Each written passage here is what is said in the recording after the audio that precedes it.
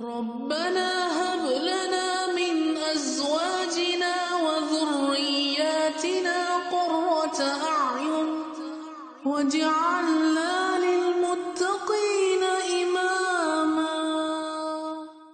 اعوذ باللہ من الشیطان الرجیم، بسم اللہ الرحمن الرحیم۔ قرآن کے اندر اللہ تعالیٰ نے کس طرح سے مضبوط خاندان کے لیے ہمیں رہنمائی دی ہے۔ آج اس ضمن میں جو ہم پڑھیں گے، اللہ تعالیٰ نے جب روئے زمین پر پہلا انسان اور پہلا خاندان بھیجا، کیونکہ پہلا انسان اکیلا نہیں آیا تھا بلکہ وہ خاندان کی صورت میں آیا تھا۔ حضرت آدم علیہ السلام اور حضرت حوا دونوں دنیا کے اندر آئے تھے۔ تو پہلے انسان کو اللہ نے بغیر کسی گائیڈنس کے، بغیر کسی رہنمائی کے تو نہیں بھیجا ہوگا۔ قرآن پاک میں پورا قصہ اللہ نے 5 جگہوں پہ نقل کیا ہے کہ حضرت آدم کیسے بنایا تھا، اور پھر شیطان کے ساتھ ان کا معرکہ کیا ہوا تھا، اور پھر جب وہ دنیا میں بھیجے گئے تھے تو اللہ نے انہیں کیا کہہ کے بھیجا تھا۔ سورۃ البقرہ، سورۃ الاعراف، بنی اسرائیل، الکہف اور طٰہٰ، یہ 5 صورتیں ہیں جہاں پہ ہمیں اس پورے واقعے کا تذکرہ ملتا ہے۔ سورۃ البقرہ کے بالکل پہلے ربع میں ہی اللہ تعالیٰ ابتدا میں اس کو بتاتا ہے اللہ تعالیٰ کہ تم بنے کیسے تھے اور تم دنیا میں کیسے آئے تھے۔ تو اللہ تعالیٰ فرماتے ہیں کہ جب اللہ نے فرشتوں سے کہا کہ میں زمین میں ایک خلیفہ بنانے والا ہوں، اور خلیفہ کیا ہوتا ہے کہ جو کسی ملک میں کسی حکمران کے تفویض کردہ اختیارات اس کے نائب کی حیثیت سے استعمال کرے، یعنی وہ مالک نہیں ہوتا بلکہ مالک کا نائب ہوتا ہے۔ تو اللہ تعالیٰ نے انسان کو اپنے نائب کی حیثیت سے بنایا۔ تو فرشتوں نے کہا کہ آپ زمین میں کسی ایسے کو مقرر کریں گے جو اس کے انتظام کو بگاڑ دے گا۔ تو اللہ نے فرمایا کہ جو کچھ میں جانتا ہوں تم نہیں جانتے۔ پھر اہم بات یہ آتی ہے کہ آدم علیہ السلام کو اللہ تعالیٰ نے ساری چیزوں کے نام سکھائے، پھر فرشتوں کے سامنے ان چیزوں کو پیش کیا اور فرمایا اب تم ان ساری چیزوں کے نام بتاؤ۔ فرشتوں نے کہا کہ نہیں، ہمیں تو ان کے نام نہیں آتے۔ تو پھر اللہ تعالیٰ نے آدم علیہ السلام سے کہا، اور آدم علیہ السلام نے ان ساری چیزوں کے نام بتا دیے، اور پھر اللہ نے کہا کہ میں تم سے کہتا نہ تھا کہ زمین اور آسمان کی ساری حقیقتیں میں جانتا ہوں۔ پھر اللہ نے فرشتوں کو حکم دیا کہ سب آدم کے آگے جھک جاؤ، تو سب جھک گئے مگر ابلیس نے انکار کیا۔ واستکبر وکان من الکافرین، وہ اپنی بڑائی کے گھمنڈ میں پڑ گیا اور نافرمانوں میں شامل ہو گیا۔ تو فرشتوں نے سجدہ کیا، یعنی سارے فرشتے جو تھے کہ ان کے لیے یہ حکم تھا کہ یہ انسان دنیا میں جا رہا ہے اور یہ جو کچھ کرنا چاہے تم نے اس کی مدد کرنی ہے۔ اس کو مولانا مودودی رحمۃ اللہ علیہ لکھتے ہیں کہ اللہ تعالیٰ نے فرشتوں کو، کائنات کے اندر جو فرشتے جس ڈیوٹی پر مامور ہیں،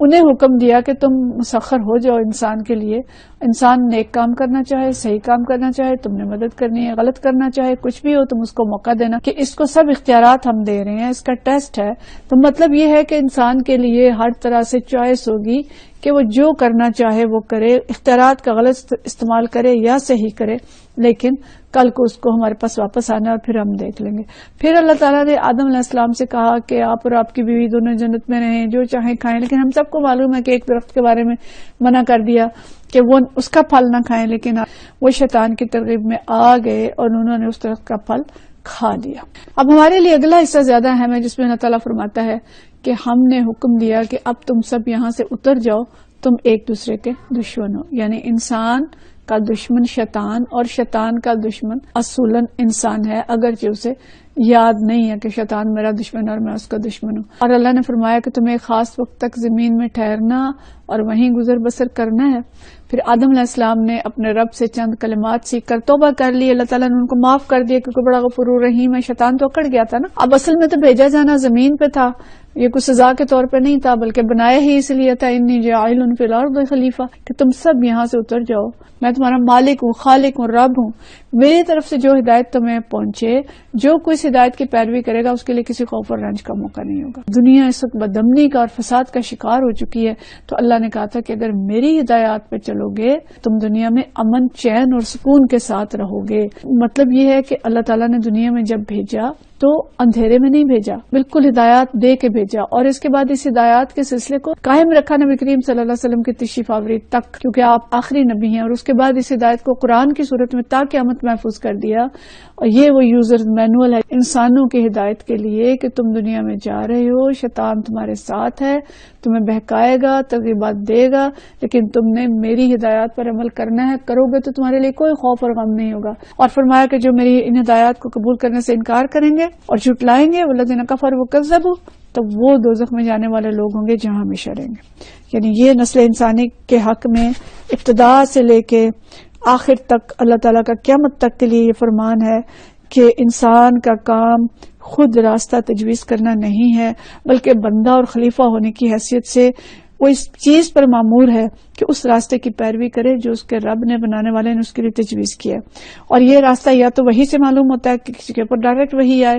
گویا ہمارے پاس اب چوائس یہ ہے کہ ہم نبی کریم صلی اللہ علیہ وسلم کی لائی ہوئی ہدایت کی پیروی کریں، ہماری زندگی میں امن اور سکون آ سکتا ہے۔ اچھا، دوسری جگہ جہاں پہ ان کا ذکر آیا سورۃ الاعراف ہے، یہ آیات 11 سے ہم شروع کر رہے ہیں۔ تمہاری تخلیق کی ابتدا کی، پھر تمہاری صورت بنائی، پھر فرشتوں سے کہا کہ اس کو سجدہ کرو، مگر شیطان نے نہیں کیا، اس نے تکبر کیا، اس نے گھمنڈ کیا، اس نے کہا مجھے اس دن تک مہلت دے جب یہ سب دوبارہ اٹھائے جائیں گے، قیامت کے دن تک مجھے مہلت دے۔ فرمایا تجھے مہلت ہے۔ اب اس نے کیا کہا؟ اس نے کہا اچھا جس طرح تو نے مجھے گمراہی میں مبتلا کیا ہے، میں بھی اب تیری سیدھی راہ پر ان انسانوں کی گھات میں لگا رہوں گا، آگے اور پیچھے، دائیں اور بائیں، ہر طرف سے ان کو گھیروں گا، اور تو ان میں سے اکثر کو شکر گزار نہ پائے گا۔ چیلنج کیا اس نے نا، اسے جو مہلت مانگی، اور اللہ نے یہ نہیں کہا کہ میں اس کو چال بازیوں سے روک دوں گا، اسے نہیں روکا جائے گا، راستے سارے کھلے رہیں گے، لیکن اللہ نے کیا فرمایا کہ میرے بندوں پہ تیرا کوئی اختیار نہیں ہوگا۔ ہم اس بات کو سمجھیں کہ شیطان کس کس طرح سے بہکاتا ہے، ہماری کمزوریاں کیا ہیں، ہمارے لہو میں کس طرح سے گردش کرتا ہے، اور پھر اللہ نے آدم علیہ السلام کو اور ان کی بیوی کو فرمایا کہ دونوں اس جنت میں رہو، جہاں سے چاہو کھاؤ، مگر اس درخت کے پاس نہ پھٹکنا ورنہ ظالموں میں سے ہو جاؤ گے۔ پھر اللہ فرماتا ہے کہ فوسوس لہم الشیطان، شیطان نے ان کو بہکایا تو اس سے ان کے ستر کھل گئے، اور اس طرح دھوکہ دے کے وہ رفتہ رفتہ دونوں کو اپنے ٹھپ پہ لے آیا۔ پھر اللہ تعالیٰ نے جب انہیں پکارا کہ میں نے تمہیں منع نہیں کیا تھا، تو دونوں بول اٹھے کہ اللہ ہم نے اپنے اوپر ستم کیا، ہمیں معاف کر دے، اگر تو نے ہمیں معاف نہ کیا تو ہم یقیناً تباہ ہو جائیں گے، خسارہ پانے والے میں ہو جائیں گے۔ اور ہمیں یہ بھی پتہ چلتا ہے کہ شیطان کی کھلی دعوت کو انسان کم ہی قبول کرتا ہے، وہ خیر خواہ کے بھیس میں آتا ہے۔ مولانا مودودی رحمۃ اللہ علیہ اس کو لکھتے ہیں، شیطان اور اس کے شاگردوں کی یہ روش آج تک جوں کی توں قائم ہے، یعنی جو شرم و حیا اللہ تعالیٰ نے انسان کے اندر رکھی ہے وہ اس پہ ضرب لگاتا ہے۔ مرد کے اندر جنسی خواہش کو بھارنا اور عورت کو ترغیب دینا کہ اپنے آپ کو سجا سنوار کے باہر نکلے، اور آج کی دنیا میں جو کچھ ہو رہا ہے ہم اس کو دیکھ رہے ہیں، اور بے حیائی کس درجے پہ پہنچ چکی ہے کہ انسان اسفل السافلین میں گر چکا ہے۔ انسان کے، نیک انسان کی اور مومن کی راہ تو یہی ہے کہ وہ شیطانی اغوا کو سمجھے، اس کی چالوں کو سمجھے، اور اگر اس سے کوئی غلطی ہو جائے تو وہ فوراً ندامت اور شرمساری کے ساتھ اپنے اللہ کی طرف پلٹے۔ لیکن شیطانی راہ یہ ہے کہ انسان بندگی سے منہ موڑے، سرکشی اختیار کرے، استکبار کے ساتھ میں میری مرضی، جو میں چاہوں وہ کروں، کوئی بھی ڈکٹیٹ کرنے والا کون ہوتا ہے؟ بہت ساری چیزیں ہیں جو ہم نے اپنے لیے بنا لی۔ اپنے طرز زندگی کا جائزہ لیں اور دیکھیں کہ شیطان ہم پہ کس کس طرح سے حملہ آور ہوتا ہے اور ہم اس سے کس طرح سے بچ سکتے ہیں۔ اس رکوع میں خاص طور پہ اللہ تعالیٰ میں ایک بہت اہم بات کی طرف اشارہ کرتا ہے کہ اے اولاد آدم، ہم نے تم پر لباس نازل کیا ہے تاکہ تمہارے جسم کے قابل شرم حصوں کو ڈھانکے اور تمہارے لیے جسم کی حفاظت کا ذریعہ بھی ہو، اور بہترین لباس تقوی کا لباس ہے۔ لباس تمہارا بنایا ہوا نہیں ہے، قد انزلنا علیکم لباسا، لباس ہم نے نازل کیا، اور اس کا مقصد کیا ہے؟ پہلا مقصد جسم کے قابل شرم حصوں کو ڈھانکے، پھر حفاظت کرے، اور پھر زینت۔ ہم نے اس کو الٹا بنا لیا، جو لباس ہے صرف زینت کے ذرائع ہیں اور وہ قابل شرم حصوں کو کم ڈھانکتے ہیں۔ تو اس لیے یہ ہدایت اللہ نے آدم علیہ السلام کو دے کے بھیجی، تقوی کا لباس پہننا، ساتر لباس پہننا، شیطان کے وسوسے اور حملے تمہاری جنس پہ، تمہارے جو سیکسول ڈیزائرز ہیں ان کے اوپر ہوں گے، اور تمہاری حیا پہ ہوں گے۔ اگر ان سے تم نہیں بچو گے تو تم بالکل فساد اور پریشانی کا شکار ہو جاؤ گے۔ اور آج ہم دیکھیں کہ جو خاندان کے کم از کم ایشوز ہیں اس میں اللہ کی ہدایات سے منہ موڑنا سب سے پہلی وجہ ہے کہ ہم نے اس قرآنی ہدایات کو چھوڑ دیا ہے۔ دوسری بڑی وجہ یہ ہے اختلاط اور بے حیائی۔ اگلی سورۃ کہف ہے جس کے اندر اللہ تعالیٰ نے اور وہی قصہ دہرایا ہے کہ یہاں پہ اللہ نے ایک اور طرح سے ایک بات بتائی ہے کہ وہ جنوں میں سے تھا اور وہ اپنے رب کی اطاعت سے نکل گیا، اور اللہ نے فرمایا کہ اب کیا تم مجھے چھوڑ کر اس کو اور اس کی ضروریت کو اپنا سرپرست بناتے ہو، حالانکہ وہ تمہارے دشمن ہے،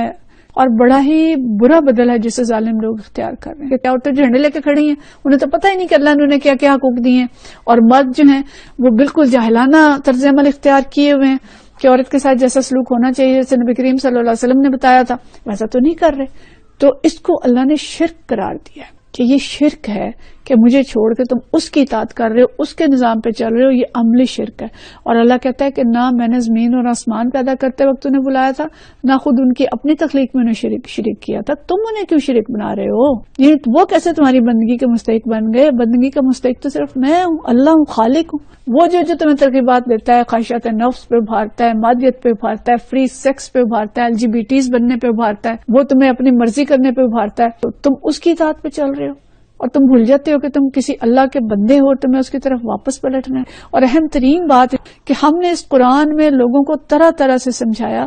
مگر انسان بڑا ہی جھگڑالو واقع ہوا ہے۔ قرآن کے اندر اللہ نے اتنی مثالیں، اتنی دلائل اور اتنے طریقوں سے سمجھایا ہے، لیکن کاش انسان اس قرآن کو اس طرح پڑھے جیسے پڑھنے کا حق ہے۔ کاش اس کتاب کو ہم نے کوئی ایک ہی دفعہ زندگی میں ویسا پڑھ لیا ہوتا تو ہمیں سمجھ آ جاتی کہ ہم کس کے بندے ہیں، ہم دنیا میں کیوں آئے ہیں، ہمارے لیے سلامتی کا راستہ کون سا ہے۔ سورہ طٰہٰ کے اندر بھی اللہ نے بڑے ہی خوبصورت انداز میں متوجہ کیا ہے۔ 115 نمبر آیت سے ہم شروع کر رہے ہیں کہ ہم نے اس سے پہلے آدم علیہ السلام کو ایک حکم دیا تھا مگر وہ بھول گیا، ہم نے اس میں عزم نہ پایا۔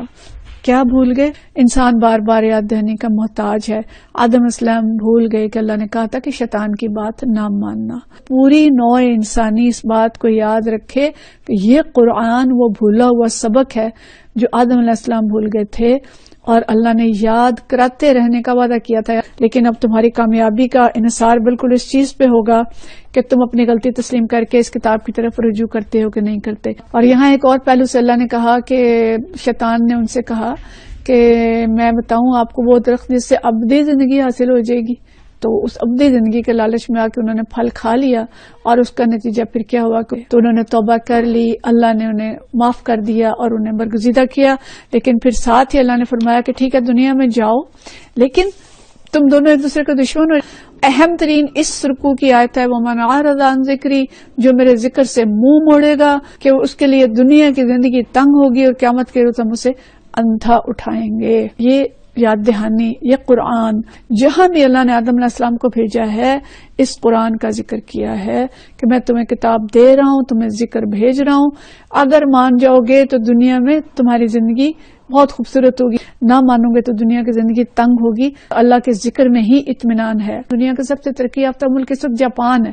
جہاں کے لوگ اتنے بفراغت کھاتے اور پیتے ہیں، اتنے ڈسپلنڈ لائف ہے کہ حیرت ہوتی ہے دیکھ کے کہ یہ لوگ بغیر قرآن ہدایات کے اتنی ڈسپلنڈ لائف گزار رہے ہیں، لیکن وہاں پہ خودکشی کی شرح سب سے زیادہ ہے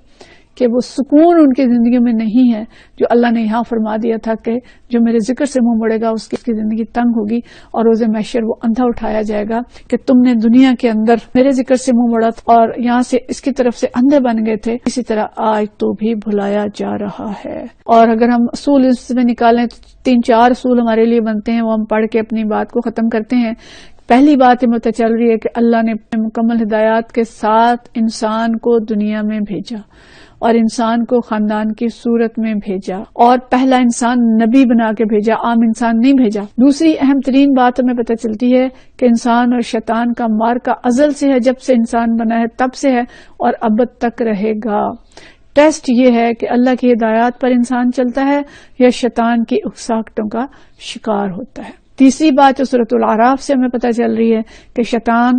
کے حربوں کو ہم سمجھیں، وہ خیر خواہ کے بھیس میں آتا ہے، مادیت پرستی پہ چلائے گا اور اس کا خصوصی حملہ جنسی خواہشات پہ ہوگا، سیکسولیٹی پہ ہوگا، اور اس کے ذریعے خاندانوں کو تباہ و برباد کر دے گا۔ آخری بات یہ کہ پھر حل کیا ہے کہ اللہ کی آیات اور اللہ کے ذکر کی طرف مڑیں، قرآن کی طرف رجوع کریں، اس یوزرز مینول کو یوز کریں، اور جو اسوہ حسنہ ہمارے لیے چھوڑ کے گئے اس قرآن کی روشنی میں نبی کریم صلی اللہ علیہ وسلم کی سیرت کو پڑھیں اور اس کے مطابق سب مل کے اچھے والدین اور اچھی اولاد بنیں اور اپنی زندگیوں کو پرسکون بنائیں۔ وآخر دعوانا ان الحمدللہ رب العالمین۔